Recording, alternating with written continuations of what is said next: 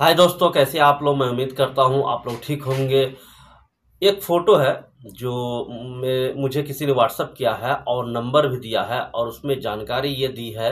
उन्होंने अपील की है मुझसे कि भाई ये बंदा 10 दिन पहले अपने रूम से निकला था, अभी तक अपने रूम पे नहीं पहुंचा है। जब इनके घर वाले से मैंने पता किया तो वहाँ भी इंडिया भी ये नहीं गया है। इनके पास उतने पैसे नहीं है कि इंडिया चले जाए।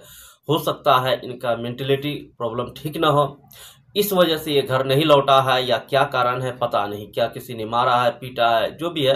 हालांकि इनका कहना है कि मैंने पुलिस में रिपोर्ट कर दी है, ठीक है, लेकिन अब तक कि ये आया नहीं है। अब कहाँ है, अगर किसी को दिखे तो इस नंबर पे जरूर वो कांटेक्ट करिए। देखिए 3 नंबर दिया है, मैं डाल दिया हूँ। अगर आप में से किसी को ये बंदा दिखे तो मेहरबानी करके इस 3 नंबर में से किसी नंबर पे आप इन्फॉर्म कर दीजिए। चूंकि मेंटलिटी प्रॉब्लम है तो हो सकता है वो किधर घूमता होगा और उनको समझ नहीं आता होगा कि मैं कहाँ हूँ, क्या हूँ। इस तरह से लोगों को होता है। चूंकि इस तरह केस मैं देखा हूँ। एक बंदा था जो कतर में, मैंने उसका मेंटलिटी प्रॉब्लम हो गया था, तो उसको कुछ समझ में नहीं आ रहा था कि वो क्या कर रहा है, कहाँ है।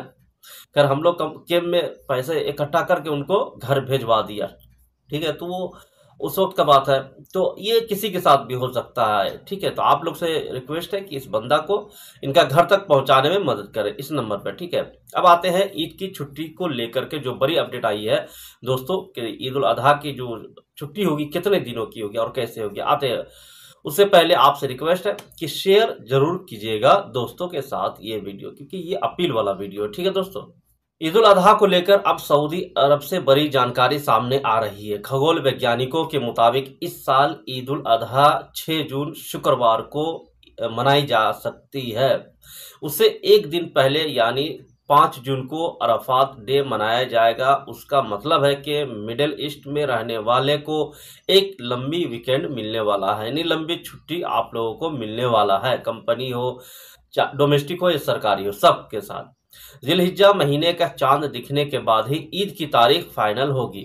सऊदी अरब में एक विशेष कमेटी चांद देखने का काम करती है, ये सबको पता है, जिसके रिपोर्ट के आधार पर ही सुप्रीम कोर्ट तारीख की पुष्टि करता है। यहाँ जो सुप्रीम कोर्ट है वही तारीख को पुष्टि करता है, ठीक है। इमिरेट्स एस्ट्रोनॉमी सोसाइटी के अध्यक्ष इब्राहिम अल जरवान ने बताया है कि मंगलवार 27 मई को सुबह सूरज निकलते समय जिलहिज्जा का चांद दिखाई देगा। अगर ऐसा होता है तो बुधवार 28 मई से जिलहिज्जा का पहला दिन मनाया जाएगा। उनके कहने के मुताबिक अगर ऐसा होता है तो, ठीक है। हर साल लाखों मुस्लिम मक्का जाते हैं हज करने। हज का आखिरी दिन ही ईद उल अजहा होता है, जो इस्लामी कैलेंडर के अनुसार जिलहिज्जा की 10वीं तारीख को आता है। जब हज खत्म हो जाता है ना दोस्तों, जिस दिन हज खत्म होता है उसी दिन आखिरी तारीख होता है, ठीक है। वो लोग भी ये कुर्बानी करने के बाद, ईद मनाने के बाद कुर्बानी कर लेते हैं, ठीक है। सऊदी अरब के मानव संसाधन मंत्रालय ने पहले ही 9 जिलहिज्जा 5 जून को अराफात डे के रूप में सार्वजनिक अवकाश घोषित कर दिया है। इसके बाद 6 जून से 3 दिन की छुट्टी ईद उल अजहा के लिए तय की गई है। ये छुट्टी प्राइवेट और नॉन प्राइवेट सेक्टर के कर्मचारियों के लिए लागू होगी। अगर आप मिडिल ईस्ट में काम करते हैं, यहाँ वहाँ के किसी देश में रहते हैं, तो अभी से अपनी छुट्टी की प्लानिंग कर सकते हैं आप लोग।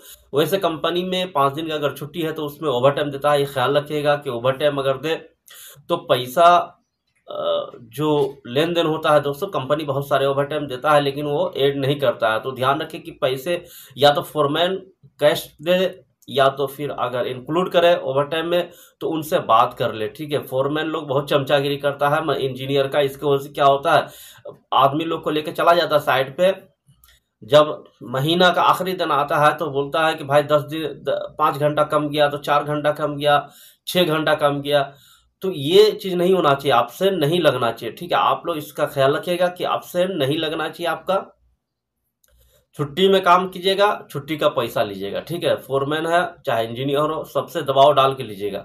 मेहनत किए हैं, मेहनत का पैसा लीजिएगा। कोई भी कंपनी अगर आपको दबाव डाल के कराएगा तो नहीं करने जाइएगा।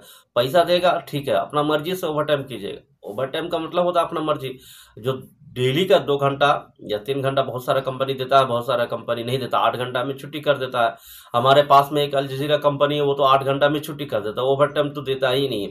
वो सीधा बोलता जाके बाहर किधर भी कुछ कर लो, और उनका आदमी लोग इधर उधर काम करने जाता है।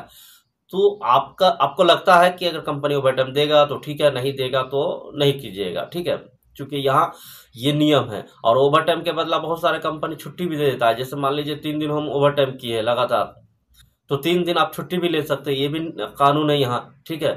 तो और उसी 3 दिन को आप साल के एंड में भी ले सकते हैं, लेकिन उतना याद नहीं रखता आदमी। लेकिन अगर हो सके तो अगर छुट्टी लेना है तो जल्दी ही लीजिएगा, क्योंकि साल या 1.5 साल बाद उतना याद नहीं रखेगा कंपनी आपके लिए। आप बोलने जाइएगा कि 3 दिन हम 1 साल पहले किए थे, उसका छुट्टी हम अब चाहिए, वो नहीं मानेगा। उससे पहले कि आप पैसा ले लीजिएगा उससे, ठीक है। या तो जो भी तरीका होगा, आपको जो सुविधा लगेगा वही हिसाब से चलिएगा। ओवर टाइम का जो ईद का ओवर टाइम होता है ना दोस्तों, बड़ा क्रूशल होता है। क्रूशल इसलिए होता है, ये पैसा जो है लोगों का खर्चा में आ जाता है। मान लीजिए अगर 3 दिन अगर हम कर लिए ओवर टाइम, तो 3 दिन का पैसा मान लीजिए अगर 400 रुपया ही बन गया, तो महीने का खर्चा तो निकल जाता है ना। तो ये सब ध्यान में रखिएगा, ठीक है। 400 नहीं बनता है, मैं एग्जाम्पल दिया हूँ। अगर जिसका सैलरी जितना है उसके हिसाब से बनता है, किसी का 300, किसी का 100, 200, यही बनता है, ठीक है। लेकिन जो भी है खर्चा तो निकल जाता है ना, ठीक है। तो इस चीज़ का ख्याल रखिएगा। मिलते हैं नेक्स्ट वीडियो में, थैंक यू।